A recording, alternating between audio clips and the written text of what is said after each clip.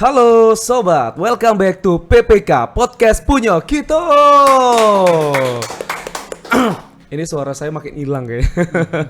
Karena saya tuh saking semangatnya untuk menyapa sobat lagi di episode kali ini. Dan kita akan berbincang. Kalau di depan saya ini sudah banyak sekali madu. Kalau madu yang di sini manis, tapi sobat nggak mau dimadu kan? Kita sudah menghadirkan seorang pengusaha madu yang ada di Jambi. Langsung saja kita berkenalan bersama Bang Abdul Roni. Hai Bang. Halo. Wah, tepuk tangannya banyak ya hari ini walaupun cuma 2.000 orang yang ada di studio kami, Bang. Biasanya penuh nih studio kami, Bang. Ada 10.000 orang. 10.000. Tapi sekarang cuma 2.000 aja. Ya. Itu kayak duit parkir, Bang. 2.000 cuman ya. Sehat Bang Roni? Alhamdulillah. Alhamdulillah. Dari mana tadi Bang Roni? Dari Desa Danau Lamo. Desa Danau Lamo. Iya. Emang asli orang sana? Asli orang sana. Lahir kelahiran di sana? Danau Lamo, ya. Oh. Orang tua asli Danau Lamo. Berarti belum sempat merantau ya? Belum sempat merantau. Alhamdulillah walaupun belum sempat merantau dapat orang yang merantau ke Danau Lamo. Oh, orang luar Orang masuk ke luar. dalam. Iya, masuk ke dalam. Dari mana Bang? Dari Medan. Oh, dari Medan. Iya, Jauh ya? jauh. Tapi enak dong kalau lebaran kan ada pulang kampung. Iya. Pulang kampungnya ke Medan. Pulang kampung ke By the way, lebaran kemarin pulang kampung? Belum pulang kampung karena masih anak masih kecil lah. Insyaallah nanti akan pulang kampung. Nanti nunggu anaknya gede baru Iya, pulang kampung ya. pulang kampung. Oke. Jadi Danau Lamo ini bisa diceritain desanya gimana sih, Bang?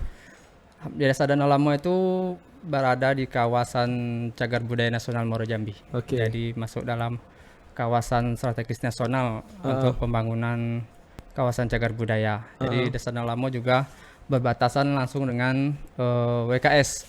WKS itu ya hutan produksi akasia. Oke. Jadi di sana kami memanfaatkan potensi hutan akasia itu untuk budidaya madu. Oke.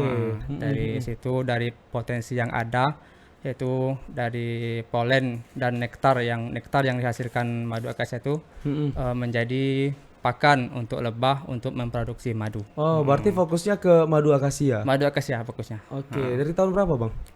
Kalau kami itu mulai belajar budidaya itu 2018. Oh, baru ya? Baru 2018 itu yang untuk budidaya lebah yang kotak itu. Awalnya dulu kami Ternak ya? ya ternak itu. Lebah. Berarti Ya. bukan lebah yang liar, Bukan yang lebah tapi yang ini liar. lebih dibudidayakan. budidaya. Ya? Kalau untuk yang lebah liar itu malah sebenarnya sebelum itu sudah jauh. Dari bapak nenek kakek-kakek kami itu sudah kenal untuk pemanjat madu sialang. Oh, tapi masih ditemukan madu Masih sialang kayak gitu? madu sialang masih ada. Masih madu ada. yang tinggi, yang di pohon tinggi itu masih ada. Tahun 2018 berarti mencoba untuk beternak lebah menggunakan kotak Kota ya. gitu.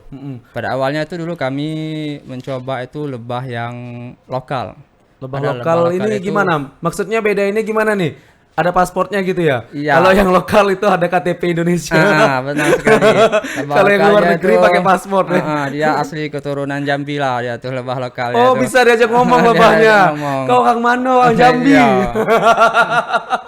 Ya, kecil-kecil lebahnya. Oh, agak kecil. Agak kecil. Oh. Beda memang lebah apis Sorry. mellifera itu. Sorry, kelulut. Bukan. Bukan, kelulut bukan. juga lebah lokal juga. Cuma beda lagi kelulut itu ada jenisnya lagi itu termasuk trigona. Dia tidak bersengat. Tapi menghasilkan madu. Menghasilkan madu juga. Oke. Yang kita coba pelajari kemarin itu awalnya itu lebah apis cerana. Nah, dia itu memang lebah yang suka ada di hutan-hutan, dia hinggap di lubang-lubang kayu itu bersarang di sana. Jadi cara bedainnya tadi gimana Bang antara lebah lokal sama lebah pendatang nih? Ya, Kalau lebah pendatang mungkin bawa ini ya bontotan ya. iya. Kalau lebah lokal itu memang dari jenis ukurannya beda. Ukuran tubuhnya beda. Berarti relatif kecil ya? Ya, lebih kecil daripada yang produksi ini. Produksi ini jenis lebah apis mellifera yang ini. Memang dia lebih besar. Memang dia aslinya endemiknya memang dari luar negeri. Ini dari kalau cerita dari kawan-kawan yang memang sudah expert itu dari senior-senior itu memang dari Australia pada awalnya itu. Oh, dia dari Australia merantau ke Jambi ya? Ke Jambi.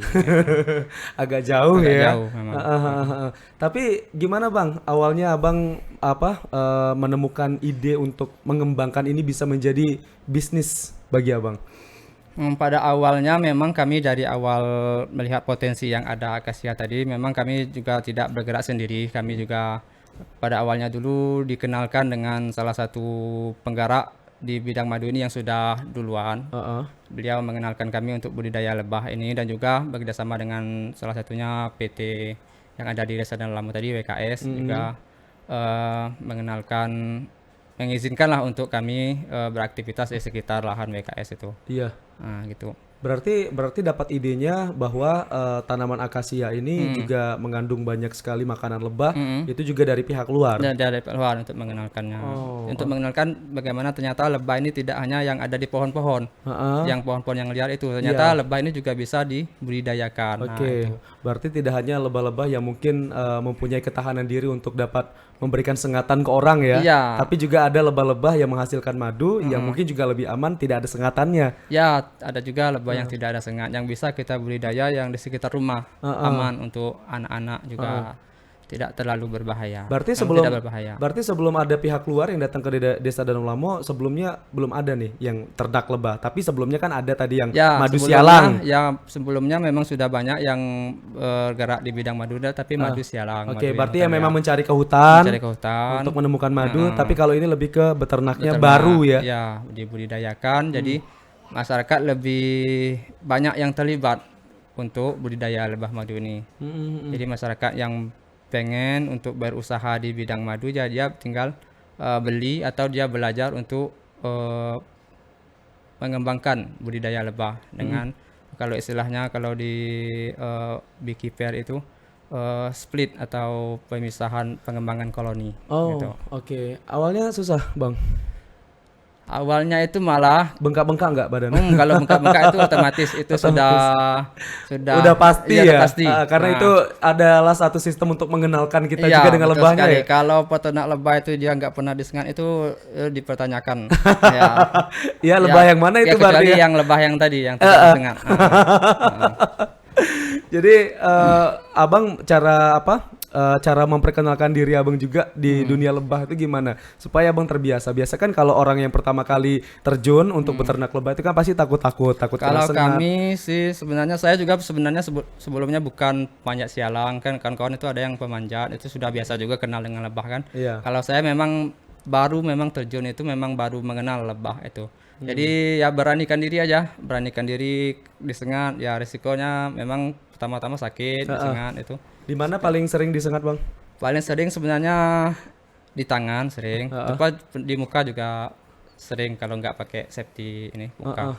Oh, berarti kalau ketika turun kita memang harus pakai pakaian yang safe ya. Pakai safety. Oh, oke. Tapi cara menanganinya ketika disengat lebah gimana, Bang?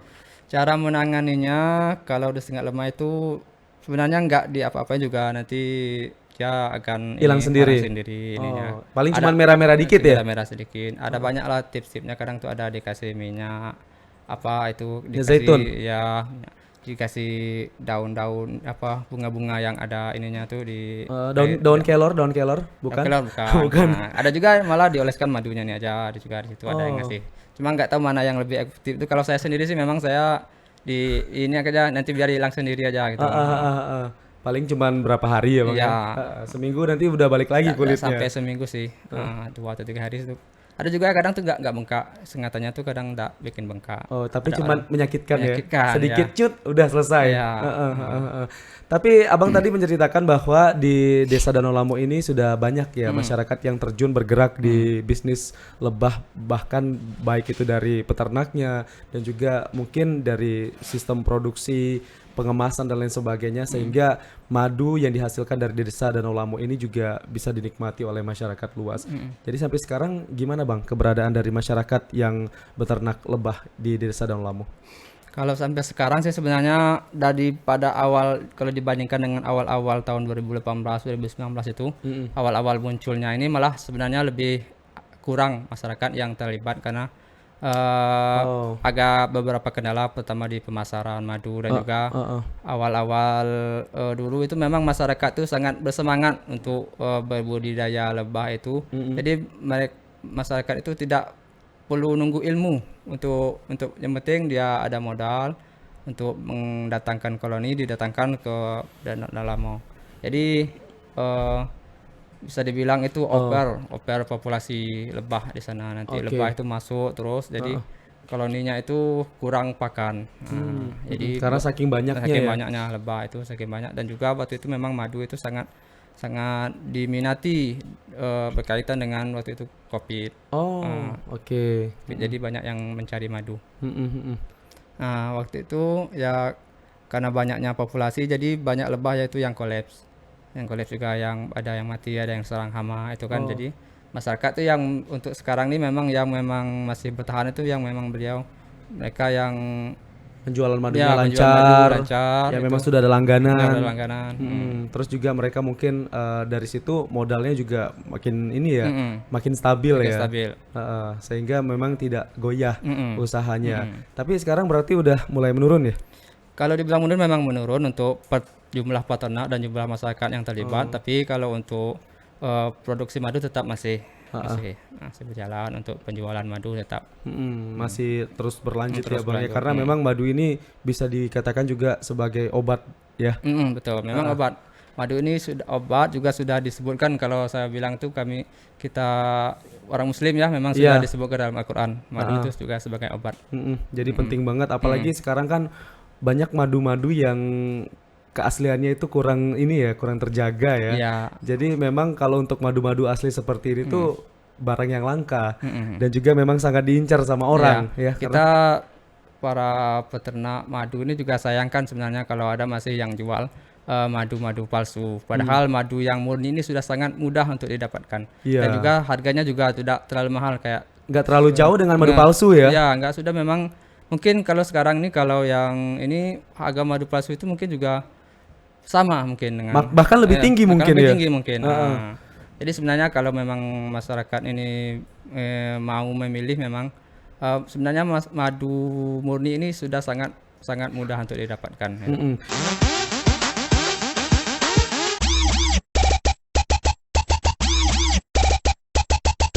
Gimana cara membedakan madu palsu sama madu yang asli?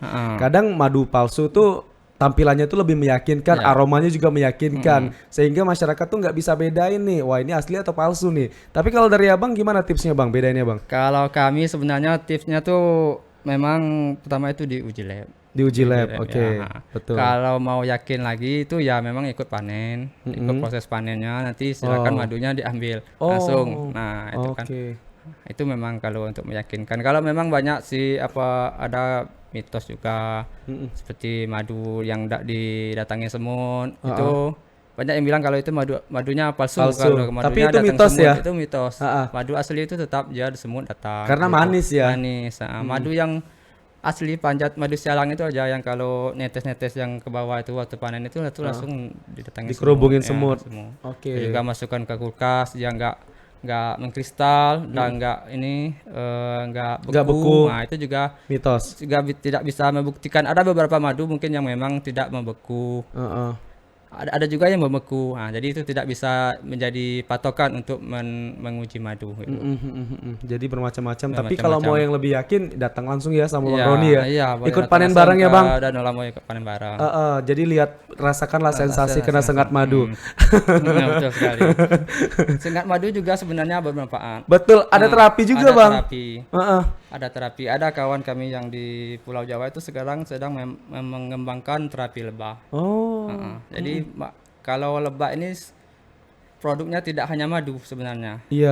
Jadi sarangnya juga bermanfaat. Ada juga dari produk olahan lebah ini, ada namanya polen, ada bipolen, bibred, dan juga propolis. Propolis itu juga ya? Ada juga dari madu. Jadi itu macam-macam khasiatnya ya. Termasuk juga kesehatan. Kalau di luar negeri itu kita lihat dari aroma sarangnya itu juga menjadi terapis. Cuman dari aromanya saja? Aroma sarangnya kalau saya lihat itu kan dibikinnya kayak sarung selang pernapasan yang dihubungkan ke sarang lebah. Gitu. Kalau itu memang belum kami pelajari manfaatnya itu. Jadi bisa untuk kesehatan ya secara langsung dihirup ya. Dan juga banyak dijadikan juga untuk aromaterapi. Karena kan bahan dasar lilin juga berasal dari sini ya. Dari situ. Tapi itu nanti bakal dikembangkan juga Bang ya? Insya Allah akan kita kembangkan. Berarti sekarang masih lakukan riset dulu nih, apa yang dibutuhkan masyarakat dan itulah nanti yang akan dilanjutkan. Ya. Tapi kita penasaran juga Bang, untuk sistem budidaya dari lebah ini seperti apa sih dari proses awalnya itu sampai dengan proses panen dari hasil lebah ini sendiri Bang? Kalau dari proses awalnya itu, dari proses lebahnya itu kalau sudah ada. Kalau dulu kan awal memang lebah ini kan kami beli dari Pulau Jawa, lebah-lebah yang berarti Apis mellifera dibungkus gitu ya? Memang sudah belinya itu sudah sama kotaknya. Sama kotaknya. Oke. Itu yang bawa gimana Bang? Bawa pakai mobil. Mobil truk. Itu satu mobil tuh bisa dulu sekitar berapa ya? Lupa saya, mungkin 60 kotak kalau nggak salah. Oke, berarti memang udah bawa dari luar ya, kalau dulu ya? 100-an lebih itu. Terus gimana supaya mereka bisa bertahan hidup di daerah Jambi? Karena kan pasti beda daerah ya. Kalau itu kan dari Jawa ke Jambi. Kalau lebah ini memang karena dia tuh sangat mudah beradaptasi. Waktu dia datang ke Jambi ini, lokasi itu dia biasanya malam datangnya itu. Kami itu datang ke lebah malam, paginya itu kalau dibuka itu kalau lebahnya dalam perjalanan baik-baik aja, maksudnya nggak banyak yang mati. Pagi waktu dibuka kotaknya itu dia langsung, yang pekerja itu langsung mencari. Langsung mencar dia ya? Langsung mencar, sekeliling itu mencari pakan. Ada juga yang langsung bersih-bersih, kan banyak yang mati di dalam kotak itu langsung dibersihkan sama lebah pekerja. Berarti tipe lebah ini ada lebah pekerja sama? Ya ada 3, lebah pekerja, lebah jantan, dan lebah ratu. Lebah pekerja nanti dibagi lagi tugasnya berdasarkan umur. Ada yang mencari nektar, ada yang bersihkan sarang, ada yang kasih makan ratu. Oke. Itulah yang nanti mereka juga mengumpulkan madu nih dari lebah pekerja ya? Ya, lebah pekerja. Kalau lebah jantan? Lebah jantan tugasnya hanya 1. Lebah cewek nggak ada ya? Nah, lebah cewek semua lebah itu selain lebah jantan itu lebah pekerja itu yang cewek. Cewek semua ya? Betina. Oke, siap. Selain ya yang lebah ratu kan, lebah ratu, lebah pekerja, dan lebah jantan. Jadi yang pekerja ini semua yang cari madu itu semua betina. Ya? Kalau yang jantan tugasnya di rumah ngepel sama ratu. Sama ratu. Ngawinin ratu. Untuk jadi telur nanti untuk berkembang biak lagi, semakin banyak lagi ya. Oke, jadi ratunya ini berarti memang sudah berada di dalam koloninya itu. Ya, dalam koloninya itu. Kalau dalam koloninya sudah ada ratu, pokoknya syarat koloni yang bagus itu ada ratu, ada jantan, dan ada pekerja. Nah, jadi situ pekerja mencari nektar, nanti diolah menjadi madu. Kalau sudah madunya itu sudah, kalau bahasanya kami itu nutupin madunya berarti sudah matang, sudah layak untuk dipanen, baru dipanen. Jadi, untuk itu biasanya umur berapa lama tuh proses panennya yang bisa dikatakan itu bahwa siap untuk dipanen? Biasanya itu sekitar 14 hari, 2 mingguan itu bisa panen. Berarti 2 minggu sekali panen? Ya, 2 minggu bisa 3 minggu, kadang bisa sebulan juga, tergantung cuaca, tergantung nektar yang sekelilingnya. Jadi kalau sudah selesai panen, lebah-lebah tadi membentuk sarang baru lagi? Ya, selesai panen, kita kan nggak panen sarangnya, cuma panen madunya aja. Jadi madunya itu kita dari sarang yang kotak kita ambil, kita buka, yang madu yang nutup tuh kita putar pakai alat panen. Berarti sarangnya tetap ya? Sarangnya tetap, nanti sarangnya kita kembalikan lagi ke kotak. Jadi biar direfill lagi. Refill lagi sama hasil lebah. Tapi ada juga kadang sarang kan sudah ada yang sudah nggak layak, nanti diganti dengan sarang baru, atau lebahnya di kotaknya tuh sudah penuh, jadi kita untuk pengembangan koloni kita pakai sarang baru. Sarang baru itu juga kita bikin dari sarang yang lama, sarang lebah yang dibikin yang liar-liar itu kita bikin jadi dirakit ulang ya? Dirakit ulang. Kalau kita bantu dengan namanya pondasi sarang namanya. Nanti lebah itu yang akan melanjutkan menjadi sarang mereka. Dikasih modal lah dulu ya lebahnya, supaya dia bisa buka rumah baru. Betul. Ya. Tadi saya juga penasaran nih Bang, kalau orang awam kan nggak bisa nih bedain yang mana lebah jantan, betina, terus juga lebah ratu. Kalau apa mungkin sudah terbiasa karena udah sehari-hari bertemu dengan itu. Cara bedainnya gimana Bang? Sebenarnya cukup mudah untuk membedakan lebah jantan, betina, dan ratu itu dari ukuran. Lebah jantan itu biasanya memang lebih besar. Lebah jantan itu dari sarangnya dia lebih besar dari lebah, dan juga jumlahnya lebih sedikit. Lebih sedikit populasi lebah jantan itu. Lebah yang pekerja biasa itu yang paling banyak itu lebah pekerja. Jadi sangat mudah. Berarti yang terbang-terbang itu lebah pekerja semua itu ya. Nah, yang agak lebah ratu karena dia cuma satu dalam satu koloni itu cuma satu. Nggak bisa biasanya. dua. Nggak bisa dua. Nggak bisa, berarti Nggak cuma bisa, satu cuma ya? satu. Dalam satu kotak itu satu kotak ini itu cuma ratu. Satu ratu. Oke. Kadang nggak ada dua, itu juga ada beberapa kasus itu dua. Nggak ada wakilnya gitu ya? Nggak ada, Nggak nggak ada. ada. Kalau ratunya nggak ada, sudah misalnya mati ratunya, nanti lebah pekerja akan membentuk ratu baru lagi. Oh, nyari ratu baru. Nyari ratu baru. Tapi kalau biasanya kalau peternak lebah itu juga dibantu dengan pembuatan ratu. Ada tekniknya gua untuk membuat ratu. Oh, Gitu. bisa dibuat Bisa ratunya ya? dibuat. Nah, Heeh. kalau untuk mencari ratu tadi ya memang harus kita perhatikan, lihat. Memang ukurannya beda juga kalau ratu itu. Dia lebih besar juga dari lebah pekerja, agak panjang bututnya itu. Dia juga ada sayapnya memang kayak selendang gitu. Oh, oke. Itu yang membedakannya ya. Tapi biasanya kalau ratu ini beradanya dalam koloni terus ya? Ya memang dalam koloni nggak pernah dia keluar ya? terus berjalan untuk Keliling-keliling? untuk Patroli? menyebarkan telur. Oh, menyebarkan telur. Menyebarkan telur kalau yang lagi bertelur ya. Oke, terus untuk perawatannya gimana Bang? Untuk dari sarang lebah ini? Untuk perawatannya kita sebenarnya tidak boleh terlalu banyak untuk membuka kotak itu. Oh, nggak boleh sering-sering dibuka ya? Sering-sering ya, karena Kenapa tuh? mengganggu aktivitas lebah yang di dalam. Kita cukup untuk lihat-lihat, nanti ada mungkin banyak ada hama. Biasanya ada hama itu kutu lebah itu ada obatnya, dikasih obat atau Obat tetes atau gimana? Semprot? ada semprot. Semprot ya? Ya kalau kami ada semprot, ada juga lebah kayak ini juga dia kayak aroma, kan dari aromanya yang untuk ini. Oke. Itu sih. Kebersihan lingkungannya Kebersihan gimana? lingkungannya yang penting dia lokasinya untuk dia keluar masuk itu bebas, jadi tidak ada yang menghalangi untuk di pintunya. Oke, kalau ada rumput mungkin boleh Ya, boleh dibersihin. bersihin. Terus kotaknya juga kadang ada kotak yang sudah lumut, Udah nggak terurus ya? udah lapuk, itu mungkin perlu diganti. Itu ya kebersihan intinya, kebersihan dari koloni. Terus juga tidak hanya di kotaknya, juga dari lingkungan dia untuk mencari pakan. Kalau masih layak, masih banyak nektarnya sekitar di situ ya masih layak untuk di situ. Iya, Kalau iya. tidak layak nanti mungkin bisa dipindahkan ke lokasi yang bagus.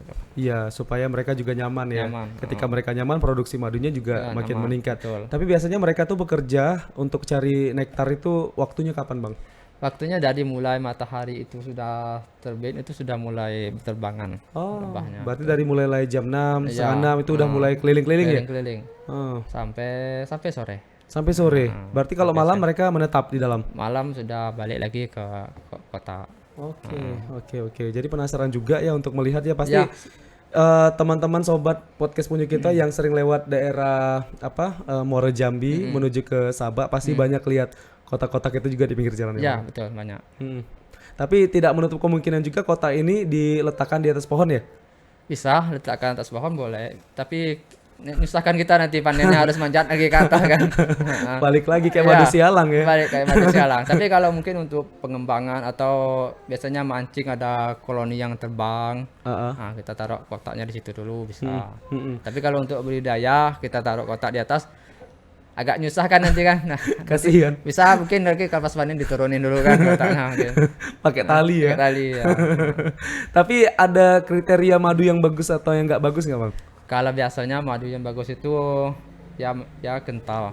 Madunya maksudnya kalau untuk pengemasan kayak gini kan dia kalau ada ya madu yang tuh enggak encer, dia tuh beberapa lama waktu dia akan mengembung. Jadi menciptakan gas gitu ya? Dia menciptakan gas. Kalau madunya kental, kadar airnya rendah itu dia gasnya enggak terlalu tinggi. Kadang juga enggak bergas. Berarti yang lebih baik itu yang tidak bergas tadi ya? Yang kental? Kalau masalah tidak lebih baiknya itu untuk di kemasan. Kalau untuk nutrisinya mungkin sama ya. Iya, nutrisinya sama. Cuman kan ketika kita mungkin ingin memasarkan Ya, kan masakan yang kental, yang tadi yang bagus, yang kental. yang kental tadi ya. Yang kadar air rendah.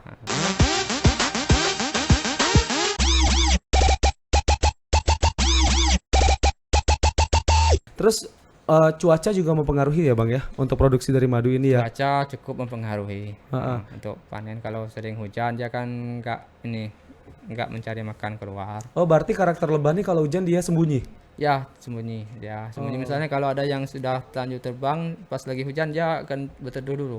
Oh. Kamu tidur dulu. Nanti sudah hujan baru. Harusnya bawa jas hujan ya lebahnya ya. Bawa jas hujan. Supaya bisa tetap kerja ya.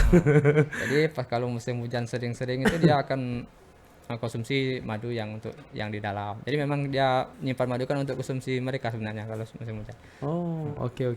Berarti kalau musim panas ini adalah musim-musim yang lebih banyak disukai lebah ya?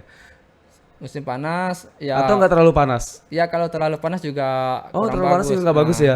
Terik banget tuh nggak bisa ya? Bagus. Nanti malah di nektarnya kurang yang dari akasia. Oh, berarti yang sedang-sedang aja ya Bang ya? Sedang aja. Musimnya nggak panas, nggak hujan, buat lebahnya nyaman. Berarti lebahnya takut hitam juga nih. Iya mungkin. Juga.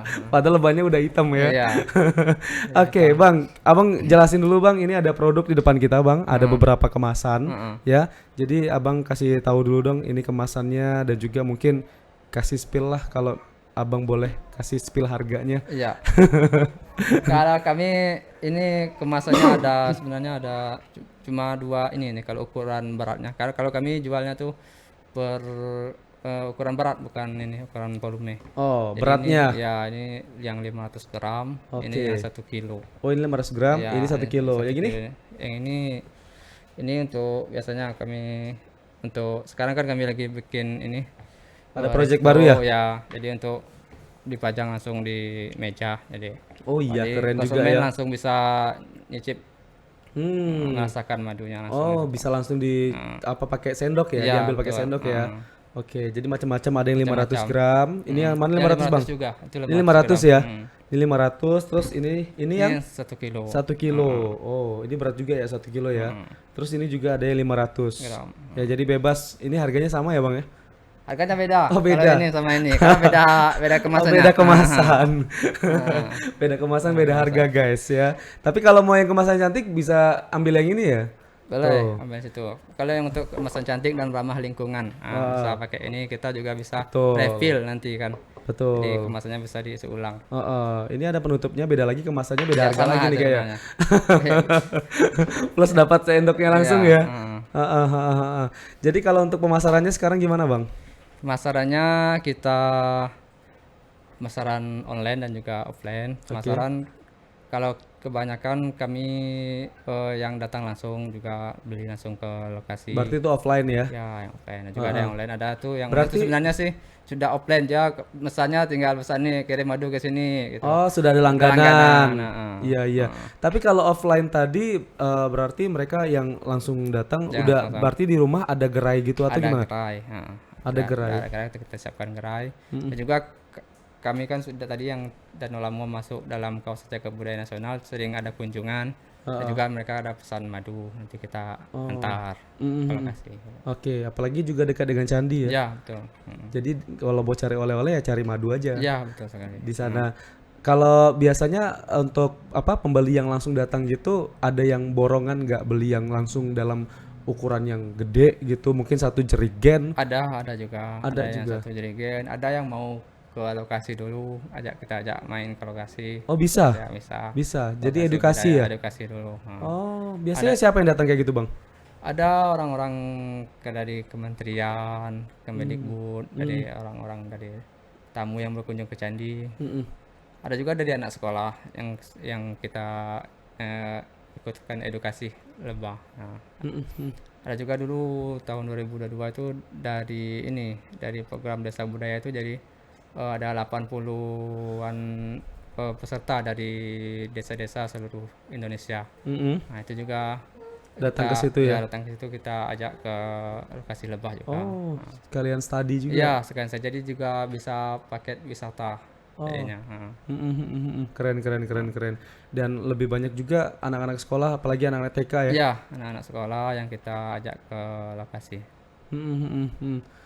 Keren banget ya berarti ya. Untuk lokasi-lokasinya ini berarti tidak hanya kita bisa mencoba madunya saja, tapi kita juga bisa langsung terjun ke lapangan untuk melihat bagaimana mungkin proses rebah itu hilir mudik, Iya. cari madu. Selanjutnya juga mungkin bisa melakukan melihat juga ratunya yang ini, Iya, terus sarangnya yang ini. Soalnya Proses panennya pengemasan. juga. Tapi Bang, ada hal yang harus dilakukan ketika kita mau langsung menyapa lebah itu apa? Karena Saya dapat kabar juga kalau misalnya kita ke sarang lebah itu kita nggak boleh pakai parfum yang wangi, betul nggak? Kalau untuk itu sebenarnya saya juga sering dengar itu. Cuma kalau saya sendiri sih belum bisa membuktikan Heeh. itu apakah betul itu kalau kita pakai parfum kita diserang. Soalnya saya juga kadang pakai parfum langsung ke lokasi, kadang enggak juga. Itu memang enggak terlalu beda sih. Cuma memang antisipasi boleh kita Mungkin dia tahu, antisipasi. oh ini bos kita nih datang nih, Iya. parfumnya beda soalnya. Jadi lebahnya pada takut, pada sungkem lebahnya. Ya, bisa kita antisipasi mungkin ya memang nggak terlalu wangi. Mungkin dia memang mungkin menyengat karena mungkin dikira bunga. Dikira mungkin, bunga. mungkin di situ. Apalagi kalau pakai parfum bunga ya. Iya, Tapi lebih baik jangan lah ya. jangan. Baik. Sebelum kena sengat ya. Heeh. Sebelum ada tanda cinta dari lebah, jadi Iya. gak usah dipakai dulu. Tapi kalau dia nyengat juga nggak apa-apa, berarti selamat datang katanya. Selamat datang lokasi Sekalian kami. aku puntur ya. Iya. Sekalian betul. terapi. Tapi sebenarnya kalau lebah itu nyengat juga Tanda sayang. tanda sayang juga, tapi kasihan lebahnya sebenarnya. Kenapa? Karena dia sudah nyengat itu dia sarang ini sengatannya itu tinggal dia bisa mati. Oh, Gitu. kasihan juga Ah, ya. ah. Wah, bahaya juga nih. Kasihan untuk keberlangsungan hidup lebah ke depannya ya, Iya. Bang ya. Oke, Bang, berarti produk Abang ini setelah dipanen dari sarangnya, berarti untuk madunya itu didiamkan dulu atau langsung dikemas? Ada yang kita langsung kemas, ada juga kita diamkan dulu. Kalau didiamkan tuh fungsinya untuk apa biasanya? Gak apa-apa kalau belum telat masih yang kemasan masih banyak. Dan juga Oh, belum ada pesanan ya kita diamkan aja dulu. kirain Biar ada faktor-faktor Nggak ada, tertentu. Enggak ya, berarti sama aja ya. sama aja. Setelah habis panen, walaupun berapapun usia dari madu ini, tetap khasiatnya juga sama. Sama. Nggak ada yang berbeda. Tapi memang lebih bagusnya madu yang baru panen sih. Oh. Jadi untuk ini tadi kayak pengemasan tadi dia kalau terlalu lama itu kalau kadar airnya tinggi dia berbusa. Berarti habis dipanen langsung dikemas aja, Bang ya. Bisa dikemas. Berarti sudah banyak dong kemasannya. Berarti sekarang tinggal habis panen tuh berarti banyak yang nunggu ya. Ya sudah ada yang nunggu. Sudah ada yang nunggu sehingga masih banyak stok yang belum dikemas. Masih Iya, Bang, banyak stok yang belum dikemas. Masih kalaupun misalnya stok kurang nanti tinggal dipanen sama apa. Berarti di gabungan di Desa Daun Lamu ini semua yang menghasilkan madu itu ditempatkan di satu gerai gitu ya? Enggak juga sih Bang, ada yang peternak itu dia jual sendiri. Oh. Ada jual sendiri, ada yang pengemasan sendiri. Mungkin setelah kekurangan stok gitu, berarti bisa saling berbagi Bisa saling juga. berbagi betul, bisa saling bagi kami habis stok kami ngambil di kawan yang ini. Yang penting memang satu kita yakin itu terjaga madunya kemurniannya gitu. Oke, Walaupun siap. kita memang masih satu kelompok satu lokasi, tapi sudah beda yang punya ininya kotaknya itu. Ini kabarnya Abang mau ke Australia. Insya Allah Bang. Insya Nah, Allah. itu dalam rangka apa, Bang? Itu dalam rangka konferensi konferensi Asosiasi Perlebahan Tingkat Asia. Konferensi Asosiasi Perlebahan Asia. tingkat Ya, Asia. API Asia. Bukan Asia. Oke. Berarti ini ada organisasinya Ada juga ya? organisasi internasionalnya ada. Perlebahan ya? Ada perlebahan. Nah, itu gimana ceritanya Abang yang dipilih, Bang? Itu kalau sebenarnya bukan dipilih sih, sebenarnya siapa yang mau ikut. Oh, bebas. Bebas, siapa yang mau ikut. Yang Tapi mau memang menambah ilmu silakan. Silakan, tapi memang infonya itu kami dapatkan dan juga memang asosiasi yang di Indonesia ini yang termasuk di situ tuh API, Asosiasi Perlebahan Indonesia. Kami tergabung di situ, infonya kami dapat di situ, jadi kami daftar melalui Asosiasi Perlebahan Indonesia. Dan juga syaratnya kami mengirim abstrak untuk presentasi ke panitia yang di Australia. Oke. Alhamdulillah abstrak kami diterima. Jadi Diterima. kami Abstraknya tentang apa, Bang? abstrak tentang perjalanan pengembangan madu di Jambi. Apa yang Abang tonjolkan di abstrak tersebut sehingga pihak dari Australia itu tertarik dengan abstrak? Yang kami tonjolkan itu yaitu perjalanan madu ini di Jambi dan juga dampak ekonominya bagi masyarakat. Itu sih yang kami ini. Sehingga panitia tertarik ya, Bang ya, dari abstrak tadi ya. Ya, Berarti setelah melewati proses pengiriman abstrak tadi berarti berlanjut lagi nih. Berlanjut lagi untuk persiapan untuk presentasi sana. Oh, berarti udah siap bahan presentasinya ya. Insya Allah persiapan. Oke. Ini kapan nih berangkatnya kira-kira, Bang? Kalau terjadwal itu 12 Juni. 12 Juni. Konferensinya 12 Juni sampai 16 Juni. Oke. Heeh. Berarti sekitar ada kurang lebih seminggu ya Iya, ada kurang lebih seminggu. berada di sana. Ya? Mudah-mudahan lancar sampai sana. Tapi masih persiapan sih, masih beberapa persyaratan yang masih disiapkan itu. Iya, mudah-mudahan lancar ya Bang ya Amin. keberangkatannya Bang ya, sehingga nanti bisa sampai Australia, bisa juga untuk sebagai sosialisasi dan Ya, juga promosi ya. Promosi dan juga belajar. Kami tentunya belajar ke sana budidaya. Kalau di sana kan memang sudah maju. Siapa tahu nanti kan ada teknologi yang bisa dipakai untuk Ya, budidaya betul sekali. madu yang di Jambi, Di Jambi. supaya juga lebih efektif dan juga efisien ya Betul sekali. untuk hasilnya ya. Wah, nggak sabar nih pasti untuk ketemu sama peternak-peternak madu, karena itu bukan Indonesia saja kan yang Bukan diundang kan, Indonesia saja, tapi itu sedunia ya. Sedunia. Ada dari negara, mungkin dari Cina, dari Malaysia, Vietnam, dan lain sebagainya. Tapi keluar negeri baru kali ini ya, Bang? Baru kali ini, alhamdulillah baru kali ini langsung Ke rencana Australia. kali ini. Sebelum-sebelumnya belum ya. Sebelum-sebelumnya Tapi belum. cita-cita pengen keluar negeri udah Udah ada dari dulu ya Bang ya. udah ada. Alhamdulillah ini perantaranya dari madu. Dari madu. Bisa langsung menuju ke Australia. Tapi semua di backup ya. Alhamdulillah ada yang backup. Ada yang backup ya. Ya, alhamdulillah ada yang backup, ada juga yang kita siapkan. Ada yang disiapkan paling untuk oleh-oleh ya. Ya, insyaallah, amin. Terutama istri pasti nanti agak Ya, lagi ya, nih. ya. Oleh-olehnya Nggak gimana? diajak kan pasti minta oleh-oleh nanti. Jadi nanti Bang, apa yang Abang akan usahakan ketika Abang di Australia supaya Abang juga bisa memperkenalkan Jambi di sana, Bang? Yang pertama sih kami memang usahakan karena dapat presentasi, nanti ada space untuk presentasi, kami usahakan bagaimana perjalanan dan perkembangan madu di Jambi untuk diperkenalkan. Dan juga sih kami nantinya akan ada field trip ke kunjungan ke lokasi budidaya madu di sana. Nah, nanti kami belajar di sana bagaimana pengelolaan dan dari proses panen ini mungkin pengemasan. Kalau bisa nanti kita terapkan yang bisa kita contoh dan cocok untuk di Jambi gitu.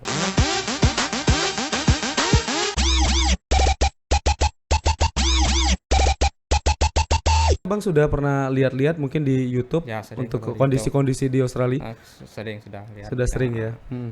Berarti memang langsung nanti akan terjun ke lapangan untuk melihat secara realnya seperti real apa, langsung. ya. Oke, berarti ketika Abang nanti udah dapat ilmu yang banyak di sana akan Abang terapkan ya di Jambi ya. Di Jambi. Tapi sebenarnya tujuan Abang ketika nanti pulang itu untuk peternak-peternak lainnya juga ada nggak sih dampaknya, Bang? Ya, untuk peternak-peternak lainnya yang sekarang kawan-kawan yang sekarang ya nanti mungkin kita sharing ilmu, sharing kami juga masih belajar, nanti belajar yang sama yang senior, nanti apa yang bisa kita lakukan untuk pengembangan potensi madu yang ada di Jambi. Oke, siap. Dan nanti ini kemasan-kemasannya juga dibawa ya, Bang? Ya, Boleh ada boleh nggak sih dibawa ya? Nanti kami pelajari kan kayaknya boleh dibawa. Iya, mudah-mudahan boleh Contoh dibawa kan, ya. boleh bawa. Untuk sampelnya juga untuk membedakan bahwa ini madu asli Iya. ya, yang asli dari Jambi. Dari Jambi. Supaya nanti juga bisa dibedakan ini madu bule-bulenya itu gimana sih hasilnya. Ya, betul. Nanti kita bedakan. Iya, tapi Abang kan sering mencoba madu Jambi. Kalau madu luar pernah dicoba nggak, Bang? Madu luar ada kami, kalau di luar itu madu macam-macam kan. Misalnya dia dari kebun rambutan, Iya. dari madu rambutan. Berarti rasanya tuh beda ya? Beda, ada madu macam-macam, madu Manggis, kelengkeng, mungkin lengkeng. madu- Durian juga ada kan? Ada juga madu durian, ada juga yang banyak itu madu randu. Randu? Randu Randu itu apa kayak ya? kapuk. Nah, Oh. kayak kapuk itu. Oke, oke, Kalau oke. kata kawan-kawan peternak di Jawa itu madu randu itu bagus untuk pengembangan koloni. Nah, bagus. Tapi Bang, ada madu pahit itu bener nggak sih? Kalau saya sering dengan madu pahit itu, mungkin memang ada yang asli madu pahit itu. Ada di nektar. Kami kurang paham ya dari nektar apa madu pahit. Mungkin memang ada yang asli, tapi saya sendiri pribadi belum pernah nyoba yang asli yang pahit itu. Biasanya itu hidupnya di daerah-daerah pesisir ya, Mas? Ya, kalau dengar-dengar itu daerah pesisir mungkin dari nektar apa yang di daerah lautan Kayak itu hutan mungkin bakau gitu ya? bakau mungkin. Nah, Bisa jadi. bisa jadi. Tapi memang ada ya. mungkin memang ada Madu yang rasanya asli pahit. tapi tidak sebanyak madu yang akasia, madu yang ini yang manis. Tapi di Jambi belum ditemukan ya madu yang pahit kalau di daerah Abang. Kalau daerah kami Danau Lama udah ada, belum Udah ada. ada ya. Selama panenan itu belum ada madu yang dapat madu pahit. Kalau madu kadang ada asam itu ada. Heeh, heeh. Madu asam ini dari mana ya? Madu asam itu yang madu trigona tadi, yang tidak bersengat itu, dia kebanyakan itu asam. Biasanya itu ngambil Asam manis. bahan makanan dari mana kalau madu asam ya? Dia bahan makannya sama, mungkin dari pengelolaan lebahnya itu mungkin agak jadi asam. Oh, oke oke oke oke oke. Tapi juga dia dari bunga-bunga liar, bunga-bunga yang tumbuh-tumbuh dari rumput. Nah itu Mm-mm. yang tadi kalau kami yang madu tidak sengaja itu ada di rumah kan, jadi bisa ini budidaya di rumah tuh. Di depan rumah Di juga depan bisa ya. rumah bisa. Oke, ini kalau mau coba ya kru-kru podcast punya kita untuk budidaya madu depan rumah bisa bang ya. Boleh bisa. Tapi siap-siap digondol maling. Iya iya. Enggak sih kalau malingnya itu mungkin kalau madunya sudah jadi duit mungkin dikejarnya. Iya. Kalau koloninya enggak sih, aman. Karena Kalau yang selama ini aman-aman. karena yang dibudidayakan tuh madunya beda bang. Madunya beda. Aduh, tapi kalau sekarang permintaannya gimana bang? Permintaan madunya di tahun ini Kalau gimana? permintaan madu kami saat ini sih sebenarnya kami cuma apa yang tadi yang kunjungan madu-madu apa pembeli-pembeli yang kunjungan yang Oke. datang. Dan juga untuk pemesanan itu biasanya kalau sekarang tuh langganan-langganan lama. Sudah ada kerjasama nggak? Kayak misalnya dengan perusahaan yang ada memasukkan bahan dasarnya itu madu. Belum. Tapi kami lagi usaha untuk bisa kerjasama nanti. Tapi saya dapat kabar juga tuh ada kayak perusahaan-perusahaan besar yang ada di Pulau Jawa itu rata-rata kalau cari madu tuh ke Jambi ya. Ya memang banyak kalau kawan saya sih yang memang skala besar itu ada beberapa pemain madu yang memang tonan bisa pemain memang dia kirimnya ke Jawa, tapi yang curah kan yang sudah berapa kali kirim bertonton itu kan. Oh, itu yang lebih skala besar Skala lagi ya. besar lagi, ya. Nah, tapi pernah abang menyumbangkan madu abang untuk dikirim ke itu juga? Pernah kami kirim yang dari Danau Lama kami kirim ke gudang mereka yang ngirim ke Jawa. Kerjasama gitu ada juga. Oke, karena kan banyak ya kayak misalnya ada produk-produk jamu itu kan ada madunya, Ya, ada. yang jamu-jamu saset. Bisa jadi itu madunya juga dari Jambi ya bang. Iya betul saja dari Jambi. Tapi untuk permintaan dari madu ini tidak hanya Jambi ya bang ya? Tidak hanya Jambi. Tidak hanya Jambi ya. Dan abang pernah dapat pelanggan tuh dari mana aja bang? Dari Pulau Jawa ada, dari Medan ada juga. Dari Medan ada, Pulau Jawa ada. Ada juga sampai jauh tapi malah lebih ada yang baru mencoba pesan sih, malah lebih besar ongkirnya karena tidak terlalu banyak dia pesan. Iya, kayak gini kan 1 kilo ya, berarti ongkirnya 1 kilo. Kalau Iya, 2 kilo 2 udah. kilo. Bahkan takutnya nanti lebih besar ongkirnya Iya, ya. betul. Makanya pesannya pesan banyak biar bisa pakai kargo. Iya bang ya. Waduh keren banget. Berarti ini udah sampai ke Pulau Jawa, sudah sampai ke Medan untuk madu-madunya. Berarti ini juga meningkatkan semangat juga lah bagi para peternak madu yang ada di Danau Lamo. Insya Allah mudah-mudahan. Ketika permintaannya juga meningkat, maka ini juga akan menggerakkan Ya, sektor betul. ekonomi di sana. Kalau permintaan penjualan madunya lancar, jadi penggerak ekonomi untuk masyarakat juga bersemangat mereka untuk budidaya madu. Budidaya madu. Itu dalam 1 bulan tuh biasanya berapa banyak madu yang dijual bang? 1 bulan. Ya.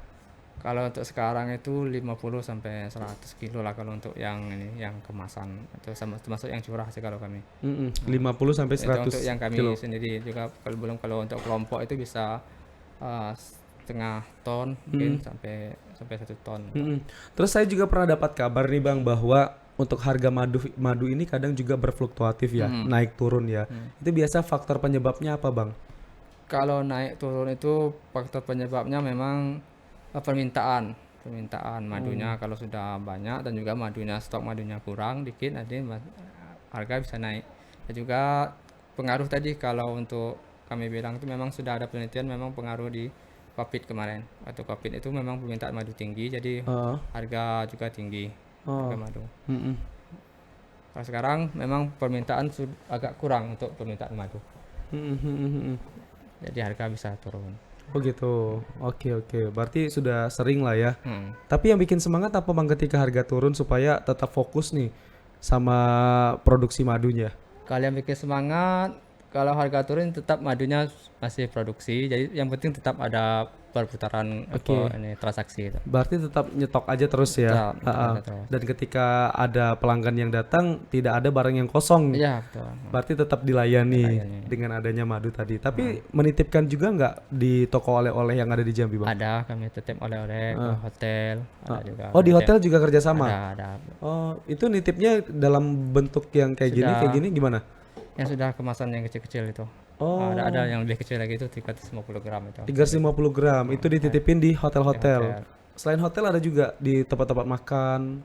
Tempat rumah makan gitu. Ada juga tempat makan di toko oleh-oleh tadi ada. Oh, macam-macam ya. Berarti udah disebar kemana-mana sehingga produk madunya Abang ini juga nanti akan semakin familiar di masyarakat ya, Bang ya. Tapi di sini madu apa nih? Madu Mahligai ya? Madu Mahligai. Oke, siap. Kalau lihat madu Mahligai berarti kita ingatnya Bang Roni ya? Iya, betul. Berarti itu produknya dari Bang Roni ya? Kita ngambil dari nama candi yang di Desa Danau, Candi Kota Mahligai. Oh, kearifan lokal juga Kearifan ya? lokal. Dan juga sejarah yang ada di Candi Muaro Jambi. Keren, itu memang harus terus dikembangkan ke depannya. Oke, harapan Abang Bang ke depannya dengan usaha madu Abang ini apa Bang? Harapan kami ya tentu saja harapannya bisa penjualan dan produksi madunya meningkat dan juga penjualannya lancar. Jadi masyarakat yang berbudidaya lebah madu ini banyak yang terlibat ya, jadi bisa menyerap tenaga kerja juga. Iya, gitu. betul. Apalagi juga memberdayakan masyarakat desa ya Bang ya. Jadi mereka juga terbantu untuk ekonominya sehingga tingkat kesejahteraannya juga bisa lebih meningkat. Betul. Oke, mudah-mudahan nanti semakin banyak lah Bang ya order madu dan Amin. ada pihak-pihak terkait lainnya juga yang untuk membantu pemasaran dari madu ini. Tapi sejauh ini ada yang membantu untuk meng-up dari pemasarannya Bang? Kalau pemasaran sih memang kami banyaknya bergerak sendiri. Tapi kalau untuk budidayanya dari awal pengenalan ini budidaya itu memang banyak pihak-pihak yang terlibat dari universitas, perguruan tinggi, dari dinas. Dari dinas itu banyak yang ikut membantu. Itu perusahaan swasta. Oke. Itu kabarnya juga ada yang nitip ya? Sistem titip ya? Ya, sistem titip. Itu gimana Bang sistem titip itu Bang? Sistem kalau di sana itu ini biasanya invest ya bahasanya. Ya. Jadi masyarakat yang punya modal atau individu yang punya modal dia menitipkan membeli koloni. Jadi dititipkan ke masyarakat yang ada di sana. Oke, jadi yang ngurus nanti masyarakat. Masyarakat yang ngurus. Nanti ada yang masyarakat itu yang berkelompok dia madunya yang dia olah dan jual sendiri. Ada juga yang investor itu sendiri yang mengambil madunya nanti dibayar ke yang pengelola. Nanti dibeli. Oh gitu. Oke, berarti jangan khawatir nih buat sobat yang mungkin pengen beternak madu tidak punya lahan, bisa dititipkan. Insya Allah. Mungkin setiap minggu bisa healingnya ke situ ya Bang ya. Bisa healing langsung proses panen, nanti juga bisa jalan-jalan ke sekitar candi desa-desa. Iya, betul. Itu biasanya panennya tuh timingnya kapan Bang? Pagi, siang, sore, malam? Kalau bagusnya itu pagi.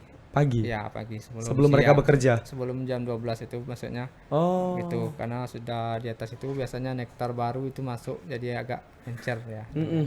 Oke lah, semoga makin banyak juga ya masyarakat nanti yang bisa invest di madu ini. Tapi harapan kita juga bahwa untuk pemasarannya juga lebih dioptimalkan juga ke depannya. Dan semoga nanti kawasan di sekitar Candi Muaro Jambi ini juga ada sentra madu.